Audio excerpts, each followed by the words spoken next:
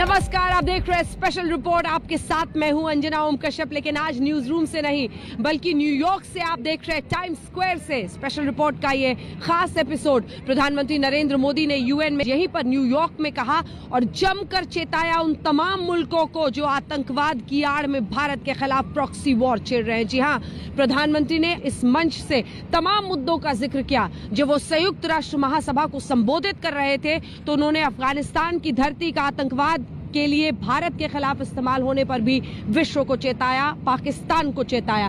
पाकिस्तान का नाम लिए बगैर जबरदस्त हमला प्रधानमंत्री नरेंद्र मोदी ने पाकिस्तान पर आज छेड़ा, उसकी नीतियों पर छेड़ा, आतंकवाद के उससे प्रॉक्सी वॉर पर छेड़ा है। देखिए, रिग्रेसिव थिंकिंग के साथ जो देश आतंकवाद का पॉलिटिकल टूल के रूप में इस्तेमाल कर रहे हैं, उन्हें ये समझना होगा कि आतंकवाद उनके लिए भी उतना ही बड़ा खतरा है। ये सुनिश्चित किया जाना बहुत जरूरी है कि अफगानिस्तान की धरती का इस्तेमाल आतंकवाद फैलाने और आतंकी हमलों के लिए न हो। हमें इस बात के लिए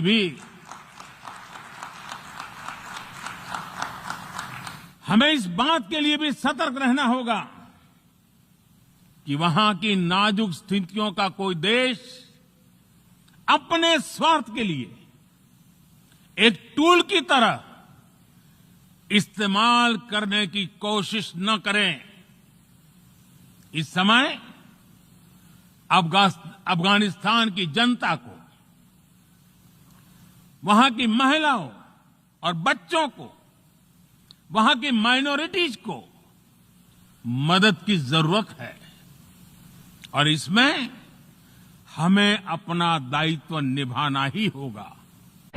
आज इस मंच से प्रधानमंत्री नरेंद्र मोदी ने सिर्फ पाकिस्तान नहीं बल्कि चीन को भी चेताया है। जी हां, उन्होंने साफ कहा कि जिस तरह से बिना चीन का नाम लिए उन्होंने कहा कि आप समंदर की विरासत को यूज करना है, हमें समंदर की विरासत को हम अब्यूज नहीं कर सकते। इशारा साफ चीन की विस्तारवाद नीति पर था। अध्यक्ष महोदय, हमारे समंदर भी हमारी साझी विरासत है, इसलिए हमें ये ध्यान रखना होगा कि ओशन रिसोर्सेज को हम यूज करें, एब्यूज नहीं।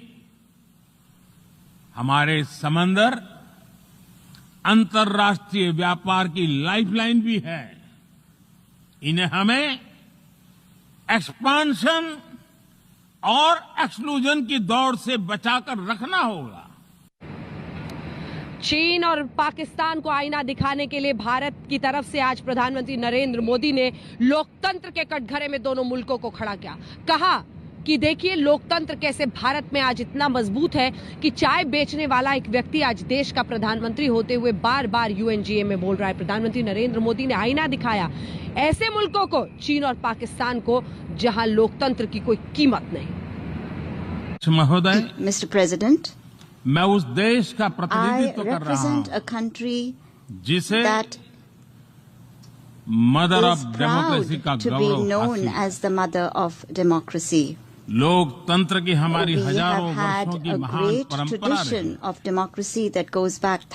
इस 15 अगस्त को भारत ने अपनी आजादी के 75वें साल में प्रवेश किया। हमारी विविधता, हमारे सशक्त लोकतंत्र की पहचान है। एक ऐसा देश It is a country जिसमें that has दर्जनों भाषाएं, dozens of languages, सैकड़ों बोलियां, hundreds of dialects, अलग अलग रहन सहन, different lifestyles and cuisines. ये vibrant This is democracy the का best बेहतरीन example of a उदाहरण है। vibrant, और and मैं अपने I अनुभव am से कह saying रहा this to हूं, you from my own Yes. experience. Yes, democracy can deliver. democracy can deliver. Yes, Yes, democracy has Democracy delivered. प्रधानमंत्री नरेंद्र मोदी ने अपने भाषण की शुरुआत ही कोविड की महामारी और विश्व में कोविड की महामारी की जो त्रासदी है उस पर चर्चा करते हुए ग्लोबल लीडर के तौर पर उन्होंने कहा कि वैक्सीन को लेकर भारत कितना सतर्क है। लगभग 1 करोड़ हिंदुस्तानियों को रोज वैक्सीन लग रही। यही नहीं, वैक्सीन डेवलपमेंट यानी विकास कैसे वैक्सीन का और भी अच्छी वैक्सीन का हो जिसे 12 साल के ऊपर के बच्चों को दिया जा सकता है, ऐसे डीएनए वैक्सीन का भी जिक्र आज प्रधानमंत्री ने इस मंच से किया। गत 1.5 वर्ष से For the last 1.5 years, पूरा विश्व the world 100 साल has में been आई सबसे grappling with बड़ी the worst pandemic महामारी का it has सामना seen कर in 100 years. ऐसी भयंकर महामारी में I pay tribute जीवन to गंवाने all वाले those who have lost their lives सभी लोगों in को the deadly corona मैं pandemic, श्रद्धांजलि देता हूं और and परिवारों I के साथ express my condolences संवेदनाएं व्यक्त to करता हूं। their families. और अब आइए आपको दिखाते हैं पाकिस्तान के इमरान खान यूएनजीए में भारत के खिलाफ प्रोपेगेंडा रच रहे थे। आज ऐसा जवाब उन्हें मिला है भारत की एक बेटी का कि पाकिस्तान के होश उड़ गए हैं।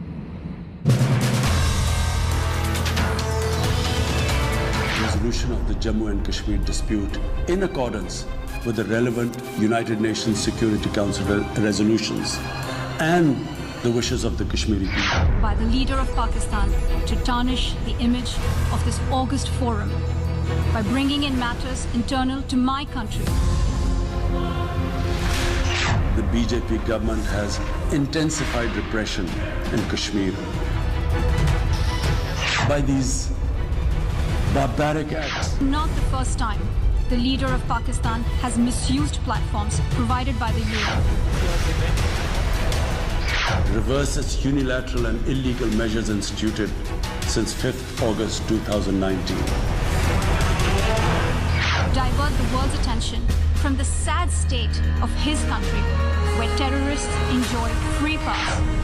The worst and most pervasive form of Islamophobia now rules India. That Pakistan has an established history and policy of harboring, aiding and actively supporting terrorists. Imran Khan संयुक्त राष्ट्र में कश्मीर का रोना रोएंगे, ये बात सब जानते थे। पाकिस्तान के लोग भी जानते थे कि उनके वजीर आजम अपनी नाकामी छिपाने के लिए कश्मीर के पीछे जरूर छिपेंगे। लेकिन जो बात अप्रत्याशित थी, जिस बात ने पाकिस्तान को चौंका दिया, दुनिया का ध्यान आकर्षित किया, वो भारत का तत्काल और करारा जवाब था। भारत की इस बेटी ने पाकिस्तान के झूठ को तार-तार कर दिया। Apply to one more attempt by the leader of Pakistan to tarnish the image of this August forum by bringing in matters internal to my country and going so far as to spew falsehoods on the world stage. जो पाकिस्तान आतंकवाद को सरकार की नीति बना चुका, जो पाकिस्तान आतंकवाद में निवेश करता, उसके प्रधानमंत्री ने जब मानवाधिकार पर भारत को घेरने की हिमाकत की, तो सारी दुनिया के सामने भारत की फर्स्ट सेक्रेटरी स्नेहा दुबे ने अकेले ही उसकी बोलती बंद कर दी। Pakistan desires peace with India as with all its neighbors. But sustainable peace in South Asia is contingent upon resolution of the Jammu and Kashmir dispute in accordance with the relevant United Nations Security Council resolutions and the wishes of the Kashmiri people. Last February, we reaffirmed the 2003 ceasefire understanding along the line of control. The hope was that it would lead to a rethink of the strategy in Delhi. Sadly, the BJP government has intensified repression in Kashmir and continues to vitiate the environment by these barbaric acts. The onus remains on India to create a conducive environment. This is not the first time the leader of Pakistan has misused platforms provided by the UN to propagate false and malicious propaganda against my country, and seeking in vain to divert the world's attention from the sad state of his country. This is not the first time the leader of संयुक्त राष्ट्र में भारत की diplomat Sneha Dubey के तीखे अंदाज की हर कोई तारीफ कर रहा है। सोशल मीडिया पर उनके लिए नारी शक्ति हैशटैग ट्रेंड हो रहा है। पाकिस्तान का कोई भी नेता हो, तानाशाह से बना राष्ट्रपति हो या सेना की उंगली पकड़कर बना प्रधानमंत्री, कश्मीर के नाम की माला जपना सबकी मजबूरी है, इसीलिए पाकिस्तान कश्मीर पर नए नए झूठ का आविष्कार करता रहता है। लेकिन इमरान खान ठहरे क्रिकेटर, जो इस मामले में पिछले पाकिस्तानी हुक्मरानों से भी गए बीते साबित हो रहे हैं और कश्मीर पर नए इल्जाम गढ़ने में नाकाम साबित हो चुके हैं। We had unveiled a detailed dossier on gross and systematic violations of human rights by the Indian security forces in occupied Jammu and Kashmir. This repression is accompanied by illegal efforts to change the demographic structure of the occupied territory and transform it from a Muslim majority into a Muslim minority. From the sad state of his country, where terrorists enjoy free pass, while the lives of ordinary people, especially those belonging to the minority communities, are turned upside down. अल्पसंख्यकों और मानवाधिकार की हालत कहाँ खराब है, ये बात किसी से छिपी नहीं है। लेकिन झूठ और फरेब तो पाकिस्तान के डीएनए में है। कश्मीर पर वहाँ सियासतदान अवाम से झूठ बोलते हैं तो डॉलर के लिए पाकिस्तान की सेना अमेरिका को बेवकूफ बनाती है। लेकिन ओसामा बिन लादेन पर पाकिस्तान के रंगे हाथों पकड़े जाने से सारा खेल ही बदल गया है। इसीलिए संयुक्त राष्ट्र में भारत की डिप्लोमेट स्नेहा दुबे ने पाकिस्तान की इस दुखती रग को पकड़कर ऐसा पलटवार किया कि इमरान खान को भी सालों तक याद रहेगा। We marked the solemn occasion of the 20th anniversary of the 9/11 terror attacks just a few days back. The world has not forgotten that the mastermind behind that dastardly event, Osama bin Laden, got shelter in Pakistan. Pakistan leadership continues to glorify him as a martyr. Bharat की बेटियों के ऐसे ही जवाब पहले भी चर्चा बटोर चुके हैं। 2 साल पहले जब इमरान ने प्रधानमंत्री नरेंद्र मोदी पर हमला किया तो उन्हें आईना दिखाने का काम IFS विदिशा मित्रा ने किया। इससे 3 साल पहले भारत की डिप्लोमेट NM गंभीर ने UN असेंबली में नवाज शरीफ को करारा जवाब दिया था। स्नेहा दुबे ने इसी परंपरा को आगे बढ़ाया और पाकिस्तान को कहीं का नहीं छोड़ा। The entire union territories of Jammu and Kashmir and Ladakh were, are, and will always be an integral and inalienable part of India. This includes the areas that are under the illegal occupation of Pakistan. We call upon Pakistan to immediately vacate all areas under its illegal occupation. Goa में पली बड़ी Sneha Dubey 2012 batch की IFS officer हैं। वो 12 साल की उम्र से ही IFS बनना चाहती थी। 2011 में पहली ही कोशिश में सिविल सर्विसेज परीक्षा पास करने के बाद उनका पहला अपॉइंटमेंट विदेश मंत्रालय में हुआ। 2014 में उन्हें मैड्रिड में भारतीय दूतावास में भेज दिया गया। फिलहाल वो संयुक्त राष्ट्र में भारत की फर्स्ट सेक्रेटरी है, जिनके 2 टूक जवाबों ने पाकिस्तान को पगले झांकने को मजबूर कर दिया है। 9/11 की 20वीं बरसी बनाने में लगा हुआ है। वहां इमरान खान उस शख्स को जिसने उस पूरे घटना को अंजाम दिया, ओसामा बिन लादेन, उसे वो शहीद कहता है, मार्टियर कहता है। तो ऐसे माहौल में किस प्रकार विश्व माने ये पाकिस्तान आतंक का गढ़ नहीं है। पाकिस्तान दुनिया में अकेला ऐसा देश है जिसे अपनी बेइज्जती का एहसास नहीं होता। इसीलिए अगले साल भी संयुक्त राष्ट्र में वो कश्मीर का राग पूरी बेशर्मी से गाएगा, जिसका उसे करारा जवाब दिया जाएगा। न्यूयॉर्क से अंजना ओम कश्यप के साथ आज तक ब्यूरो।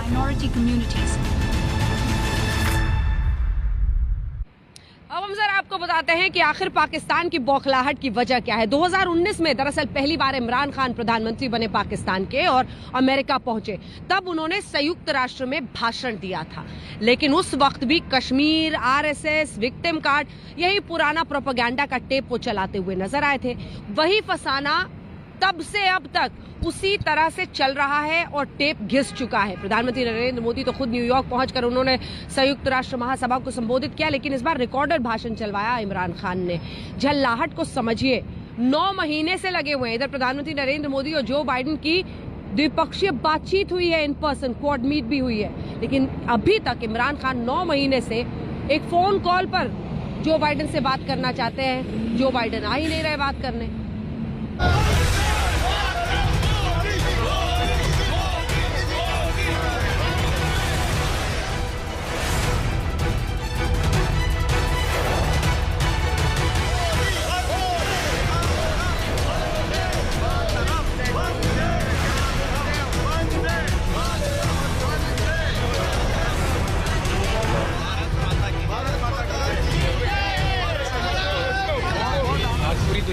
चाहिए कि भारत क्या चीज है। वो डिप्लोमेटिक फ्रंट एक बहुत एक इम्पोर्टेंट फ्रंट है देश के लिए।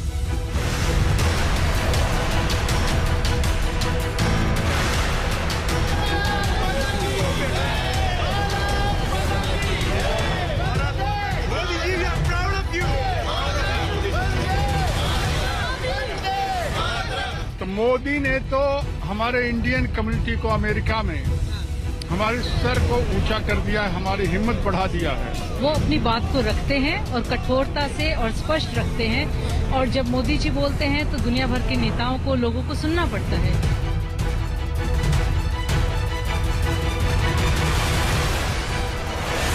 बहुत अच्छा लगा। मोदी जी का यहाँ आने से हम सबका सर और ऊंचा उठ चुका है और एक नया जोश आ चुका है। जब भी मोदी जी को देखते तो लगता है कि हमारा इंडिया, हमारे लोग सुरक्षित हाथों में है। वॉशिंगटन से न्यूयॉर्क तक अमेरिका में भारतीय समुदाय के मुस्कुराते हुए चेहरे देखिए। अमेरिका में भारतीयों की जुबान पर भारत के प्रधानमंत्री के तौर पर नरेंद्र मोदी पर भरोसा सुनिए और समझिए आखिर क्या ऐसी ही तस्वीरें और भरोसा पाकिस्तानी नागरिकों से इमरान खान अपने लिए सोच सकते हैं। मोदी जी का यहाँ आने से हम सबका सर और ऊंचा उठ चुका है। I have the great honor to introduce a recorded statement by His Excellency. Imran Khan को ना तो सत्ता में आने के बाद पाकिस्तान और ना ही अमेरिका में ये भरोसा पाकिस्तानियों से मिल सकता था। क्या इसीलिए इमरान अमेरिका में संयुक्त राष्ट्र महासभा में बोलने खुद नहीं पहुंचते, बल्कि रिकॉर्डेड भाषण अपना पाकिस्तान से ही चलवाते हैं ताकि इंटरनेशनल बेइज्जती से बचते हुए पुराने रटे रटाए राग का टेप बजाया जा सके। Indian actions violate the resolutions of the United Nations Security Council on Jammu and Kashmir. The worst and most pervasive form of Islamophobia now rules India, where this RSS BJP regime is being allowed to get away with human rights abuses with complete immunity. Mr. President, 2019 से अब तक संयुक्त राष्ट्र में एक ही झूठ बोलते आ रहे पाकिस्तान की ये झल्लाहट नहीं तो और क्या है कि जो पाकिस्तान पिछले 20 साल में अमेरिका से करीब 1,70,000 करोड़ रुपए की आर्थिक मदद के भरोसे जीता आया, वो पाकिस्तान अब अमेरिका पर अपनी बौखलाहट उतारने लगा, वो भी अमेरिका के बदले की कीमत के रूप में खुद को पीड़ित दिखाकर। The current situation in Afghanistan, for some reason, Pakistan has been blamed for the turn of events by politicians in the United States and some politicians in Europe. From this platform, I want them all to know the country that suffered the most, apart from Afghanistan, was Pakistan when we joined the US war on terror after 9/11. Bharat के प्रधानमंत्री के कार्यकाल में America के तीसरे राष्ट्रपति Biden भी गले मिलते हैं, भारत अमेरिका के रिश्तों को मजबूत करने की बात कहते हैं। इन्हीं तस्वीरों से पैदा हुई पाकिस्तान की जलन का नतीजा है कि पाकिस्तानी पीएम इमरान खान ही नहीं बल्कि कश्मीर पर पाकिस्तान की संसदीय समिति के अध्यक्ष शहरयार खान अफरीदी भी अमेरिका में घूमते हुए अमेरिका पर ही निशाना साधते हैं। अपनी माँ बहनों को इज्जत देते हैं। ये देखिए, ये भी अमेरिका की बेटी है, ये किसी की बेटी है, बहन है, माँ है। देखें, मैनहट्टन है, इंसानी हकूक के लंबरदार। खुदा के लिए अपनी कदरों को पहचानो, अपनी बुनियाद से जुड़ जाओ। ये कोई सियासी स्लोगन्स नहीं है, ये हकीकत है। सवाल यह है कि जो इमरान खान अब तक अमेरिका के राष्ट्रपति और अमेरिका की हाँ में हाँ मिलाते रहे, वो क्या भारत अमेरिका के लगातार मजबूत रिश्तों के और प्रगाढ़ हो जाने से बौखला रहे हैं, या फिर अफगानिस्तान से वापसी करते अमेरिका के साथ पाकिस्तानी धोखेबाजी के कारण प्रतिबंधों का डर सता रहा है। मेरा मानना यह है कि उनका खतरा है पाकिस्तान को कि सैंक्शन हो जाएगा। जैसे आपको पता है कि FATF में इन्वेस्टिगेशन चल रहे हैं, वो ग्रे लिस्ट में है। उनके कई सारे जो अमेरिका से फंडिंग मिलती थी वो बंद हो गई थी, बीच में IMF फंडिंग भी रिस्ट्रिक्ट हो गई थी। तो ये सारी चीजें जो हैं, इसका खतरा तो उनको रहता ही है। ये सब करते रहते हैं, लेकिन उसके बाद ये डर तो है ही है। अमेरिका को लगता है कि पाकिस्तान ने उसे धोखा दिया, इसीलिए उसे अब सबक सिखाने का वक्त आया है। साल 2008 से 2011 तक अमेरिका में पाकिस्तान के राजदूत रहे हुसैन हक्कानी ने एक इंटरव्यू में बताया, अमेरिकियों को लगता है कि तालिबान को पाकिस्तान के समर्थन की वजह से ही अफगानिस्तान में अमेरिकी प्रतिष्ठा चकनाचूर हुई। ऐसा इसलिए हुआ क्योंकि पाकिस्तान ने तालिबान को अपने यहाँ न सिर्फ छिपाया बल्कि उसे पाला पोसा भी। यही कारण है कि जो बाइडेन ने राष्ट्रपति बनने के बाद से अब तक पाकिस्तान के प्रधानमंत्री इमरान खान से बात नहीं की। He hasn't called you since coming into office, correct? He's a busy man. Do you see this as punishment for supporting the Taliban while they were killing US troops? Well, you have to ask him why he's too busy to call. अगर सिर्फ महीने भर की बात करें तो सितंबर में ही पाकिस्तान में आतंकवाद के डर से न्यूजीलैंड की क्रिकेट टीम बीच में दौरा छोड़ गई। पाकिस्तानी आतंकवाद के खौफ से ही इंग्लैंड ने क्रिकेट टीम भेजने से मना कर दिया। पाकिस्तान में आतंक के बादलों की वजह से वेस्टइंडीज की टीम भी आगे आएगी या नहीं साफ नहीं हो पा रहा। अंतर्राष्ट्रीय जगत में देखिए तो सार्क में तालिबान को मान्यता दिलाने की पाकिस्तानी वकालत खारिज कर दी गई। संयुक्त राष्ट्र में भी पाकिस्तान के लाख चाहने के बावजूद तालिबान को बोलने की इजाजत नहीं मिली। I have the great honor to introduce a recorded statement by His Excellency. इसीलिए आतंक के सुर वाला पाकिस्तान वो गायक है जिसे अब संयुक्त राष्ट्र महासभा में अपना रिकॉर्डेड झूठ का टेप चलाकर मुंह छिपाना पड़ता है। न्यूयॉर्क से अंजना ओम कश्यप के साथ आज तक ब्यूरो। हम रुक रहे के साथ टाइम्स स्क्वायर न्यूयॉर्क से स्पेशल रिपोर्ट में एक ब्रेक के लिए, लेकिन ब्रेक के उस पार आपको दिखाएंगे कि आखिर तालिबानी साम्राज्य जो अफगानिस्तान में बन रहा है, आखिर आतंक का गढ़ जो वो बनता हुआ दिखाई दे रहा है, उस पर क्या चिंता प्रधानमंत्री नरेंद्र मोदी ने जताई और उस पर क्या हो सकता है। देखते रहिए स्पेशल रिपोर्ट।